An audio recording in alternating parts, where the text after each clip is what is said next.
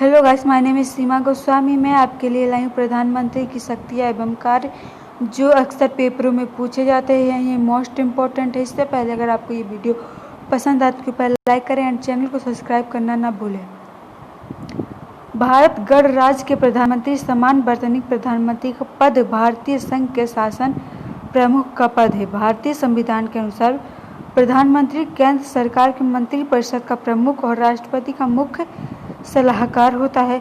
वह भारत सरकार की कार्यपालिका का प्रमुख होता है और सरकार के कार्यों को लेकर संसद के प्रति जवाबदेह होता है। भारत की संसदीय राजनीतिक प्रणाली में राष्ट्र प्रमुख और शासन प्रमुख के पद को पूर्णतः विभक्त रखा गया है। प्रधानमंत्री की नियुक्ति राष्ट्रपति द्वारा की जाती है। व्यवहार में राष्ट्रपति लोकसभा के बहुमत दल के नेता को प्रधानमंत्री पद पर नियुक्ति करते हैं। प्रधानमंत्री की सलाह से अन्य मंत्रियों की नियुक्ति राष्ट्रपति द्वारा की जाती है। जब लोकसभा में किसी एक दल या घटक को स्पष्ट बहुमत प्राप्त न हुआ तो राष्ट्रपति स्वविवेक से ऐसे व्यक्ति को प्रधानमंत्री नियुक्त करता है जो लोकसभा में अपना बहुमत सिद्ध कर सके। इसके अतिरिक्त राष्ट्रपति द्वारा संसद के बाहर से भी किसी व्यक्ति की नियुक्ति प्रधानमंत्री पर की जा सकती है, परंतु बाहरी व्यक्ति को पद ग्रहण करने की तिथि से 6 माह के अंदर संसद के किसी भी सदन का सदस्य निर्वाचित हो जाना अनिवार्य होता है, अन्यथा उसे पद से हटाना पड़ता है। प्रधानमंत्री के कार्य एवं शक्तियाँ। संसदीय शासन। संसदीय प्रणाली में शासन की वास्तविक शक्तियाँ मंत्रिपरिषद में निहित होती है, जिसका नेतृत्व प्रधानमंत्री करता है। प्रधानमंत्री वास्तविक कार्यपालिका का वास्तविक अध्यक्ष होता है। प्रधानमंत्री को मंत्रिमंडल रूपी नवाह का मल्लाह कहा जाता है। प्रधानमंत्री की शक्तियाँ एवं कार्यों का वर्णन इन शीर्षकों के आधार पर किया जा सकता है। पहला, लोकसभा का नेता।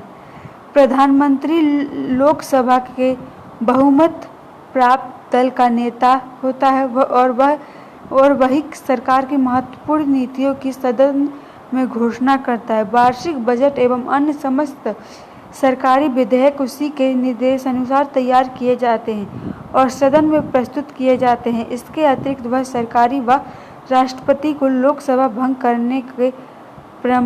करने का परामर्श भी दे सकता है। दूसरा, मंत्रिपरिषद व प्रधानमंत्री। प्रधानमंत्री मंत्रिपरिषद का निर्माण करता है, मंत्रियों में विभागों का बंटवारा करता है, विभागों में परिवर्तन करना व मंत्रियों को पद से हटाना, मंत्रिपरिषद की बैठक की अध्यक्षता करना प्रधानमंत्री का मुख्य कार्य। तीसरा, मंत्रिपरिषद और राष्ट्रपति के मध्य की कड़ी। प्रधानमंत्री मंत्रिपरिषद की समस्त कार्यवाहियों से राष्ट्रपति को अवगत कराता है। राष्ट्रपति भी मंत्रिपरिषद को यदि परामर्श या निर्देश देना चाहे तो वह प्रधानमंत्री के माध्यम से ही दे सकता है। नियुक्ति संबंधित परामर्श। राष्ट्रपति को जो नियुक्ति करने का अधिकार प्राप्त है, व्यवहार में वे सभी नियुक्ति प्रधानमंत्री के परामर्श से ही राष्ट्रपति द्वारा किया जाता है। पांचवा, उपलब्धि वितरण में राष्ट्रपति को परामर्श। राष्ट्रपति भारत रत्न, पद्मभूषण, पद्मश्री तथा अन्य राष्ट्रीय पुरस्कारों का वितरण प्रधानमंत्री के परामर्श से ही करता है। सरकार का प्रधान प्रवक्ता। संसद में देश और विदेश में प्रधानमंत्री ही सरकार की नीतियों का अधिकृत प्रवक्ता होता है। सातवां, आपातकालीन शक्तियाँ। राष्ट्रपति को प्राप्त आपातकालीन शक्तियों का वास्तविक प्रयोग प्रधानमंत्री करता है। युद्ध प्रारंभ करने के संबंध में निर्णय लेना, राष्ट्रीय सुरक्षा, विजय या पराजय का पूर्ण रूप से उत्तरदायित्व प्रधानमंत्री का होता है। आठवां, अंतर्राष्ट्रीय जगत में भारत का प्रतिनिधित्व। प्रधानमंत्री अंतर्राष्ट्रीय जगत में भारत का प्रतिनिधित्व करता है। विदेश नीति संबंधित निर्णय अंतिम रूप से प्रधानमंत्री द्वारा ही लिए जाते हैं। अंतर्राष्ट्रीय सम्मेलनों में भाग लेना, अंतर्राष्ट्रीय समस्या एवं विवादों को सुलझाने, विदेशियों से संबंधित संधियां समझौते करने में भी प्रधानमंत्री की भूमिका महत्वपूर्ण होती है। मंत्रिपरिषद तथा मंत्रिमंडल। मंत्रिपरिषद तथा मंत्रिमंडल जैसे शब्दों का प्रयोग प्राय एक दूसरे के लिए कर लिया जाता है। वास्तविकता में ऐसा नहीं। संविधान के 44वें संशोधन से पूर्ण मंत्रिमंडल शब्द का प्रयोग संविधान में नहीं किया गया था। हम मंत्रिपरिषद तथा मंत्रिमंडल में अंतर जाने तो इस प्रकार के मंत्रिपरिषद में सभी प्रकार के मंत्री होते हैं, जैसे कैबिनेट मंत्री तथा राज्य मंत्री, जबकि मंत्रिमंडल में केवल वरिष्ठ मंत्री होते हैं। इसमें मंत्रियों की संख्या 15 से 20 के बीच होती है, जबकि मंत्रिपरिषद में 70 से भी अधिक मंत्री हो सकते हैं। संपूर्ण मंत्रिपरिषद की बैठक कभी कभी ही होती है। दूसरी ओर मंत्रिमंडल की बैठक आवश्यकता अनुसार बार बार होती रहती है।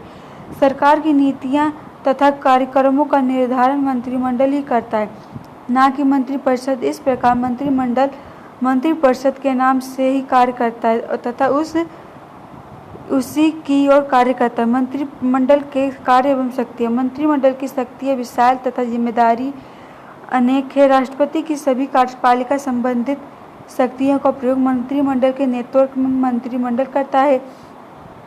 मंत्रिमंडल देश की आंतरिक एवं विदेश नीति के निर्धारण संबंधित सभी प्रमुख निर्णय लेता है। लोगों को बेहतर जीवन की परिस्थितियां उपलब्ध कराने के लिए भी मंत्रिमंडल नीतियां निर्धारित करता है। यह राष्ट्रपति वित्त पर नियंत्रण रखता है। सरकार द्वारा किए जाने वाला सारा खर्च तथा आवश्यक राजस्व जुटाना इसकी जिम्मेदारी है। राष्ट्रपति द्वारा संसद में दिए जाने वाला भी भाषण की विषय वस्तु भी मंत्रिमंडल तैयार करता है। जब संसद का अधिवेशन से न हो रहा हो तो राष्ट्रपति द्वारा अधिवेशन जारी करने का दायित्व भी इसी पर है। प्रधानमंत्री के माध्यम से मंत्रिमंडल की सलाह पर राष्ट्रपति संसद के अधिवेशन बुलाता है। संसद के कार्यक्रम के रूप में भी मंत्रिमंडल द्वारा तैयार की जाती है। मंत्रिमंडलों का उत्तरदायित्व। हम पहले पढ़ चुके हैं कि राष्ट्रपति को परामर्श तथा सहयोग देने के लिए मंत्रिमंडल होती है, जिसका नेतृत्व प्रधानमंत्री करता है। संविधान के अनुसार मंत्री राष्ट्रपति के प्रसाद काल तक अपने पद पर बने रहते हैं, परंतु वास्तव में वे लोकसभा के प्रति उत्तरदायित्व हैं और लोकसभा ही उन्हें हटा सकती है। वस्तुतः यह संविधान में कहा गया है कि मंत्रिमंडल केवल लोकसभा के प्रति उत्तरदायित्व है, दोनों सदनों के प्रति नहीं। मंत्रिपरिषद उत्तरदायित्व संस्थात्मक सरकार का एक ही आवश्यक लक्षण है। मंत्रिपरिषदीय दायित्व के सिद्धांत के 2 आयाम हैं, सामूहिक उत्तरदायित्व तथा व्यक्तिगत उत्तरदायित्व। सामूहिक उत्तरदायित्व। हमारे संविधान में यह स्पष्ट कहा गया है कि मंत्रिपरिषद सामूहिक रूप में लोकसभा के प्रति उत्तरदायित्व होंगी। इसका वास्तव अर्थ यह है कि मंत्री लोकसभा के प्रति व्यक्तिगत रूप से उत्तरदायित्व नहीं अपितु सामूहिक रूप से भी हैं। सामूहिक उत्तरदायित्व के 2 निहित अर्थ हैं। पहला यह है कि मंत्रिपरिषद का प्रत्येक सदस्य मंत्रिमंडल के प्रत्येक निर्णय की जिम्मेदारी स्वीकार करता है। दूसरा, प्रधानमंत्री को मंत्रिपरिषद रूपी मेहरबान की आधारशिलता कहा जाता है। यदि वह एकशील न रहे तो समूचा मंत्रिपरिषद ध्वस्त हो जाता है। प्रधानमंत्री की स्थिति उस नाविक के समान होती है जिसके सहारे मंत्रिपरिषद के सभी सदस्य इकट्ठे तैरते हैं तथा इकट्ठे डूबते हैं। जब मंत्रिमंडल द्वारा कोई निर्णय से मंत्री को बिना किसी झिझक के उसका समर्थन करना होगा। यदि को मंत्रिमंडल के निर्णय से सहमत नहीं तो उसके लिए केवल एक विकल्प बचता है कि वह मंत्रिपरिषद से त्यागपत्र दे। सामूहिक उत्तरदायित्व का स्तर यह है कि मंत्री सरकार के साथ मतदान करे, यदि प्रधानमंत्री अभूतपूर्व कहे तो उसका समर्थन करे और बाद में संसद में यह अपने निर्वाचक क्षेत्रों में अपने निर्णय की आलोचना को इस आधार पर रद्द न करे कि वह इस निर्णय से सहमत नहीं है। तथा दूसरा यह कि प्रधानमंत्री के विरुद्ध अविश्वास था। दूसरा यह भी कि प्रधानमंत्री के विरुद्ध अविश्वास का पारित होना समूचे मंत्रिपरिषद के लिए विरुद्ध अविश्वास है। इसी प्रकार लोकसभा में किसी सरकारी विधेयक या बजट के विरुद्ध बहुमत होना सारे मंत्रिमंडल के विरुद्ध अविश्वास है, न केवल विधेयक प्रस्तावित करने वाला के विरुद्ध। व्यक्तिगत उत्तरदायित्व। यद्यपि मंत्री लोकसभा के प्रति सामूहिक रूप से उत्तरदायी होते हैं, तथापि वे लोकसभा के प्रति व्यक्तिगत रूप से भी उत्तरदायी हैं। प्रधानमंत्री अथवा मंत्रिमंडल की सहमति के बिना यदि किसी मंत्री द्वारा किए गए किसी कार्य की आलोचना होती है तो उसे संसद द्वारा स्वीकृति नहीं किया जाता तो व्यक्तिगत उत्तरदायित्व लागू नहीं होता। इसी प्रकार यदि किसी मंत्री का व्यक्तिगत व्यवहार अभद्र तथा प्रश्नात्मक हो तो सरकार पर प्रभाव पड़े बिना उसे त्यागपत्र देना होगा। यदि को मंत्री सरकार पर बोझ बन जाता है अथवा प्रधानमंत्री के लिए सिरदर्द बन जाता है तो उसे पद छोड़ने के लिए कहा जाता है। Thank you friend.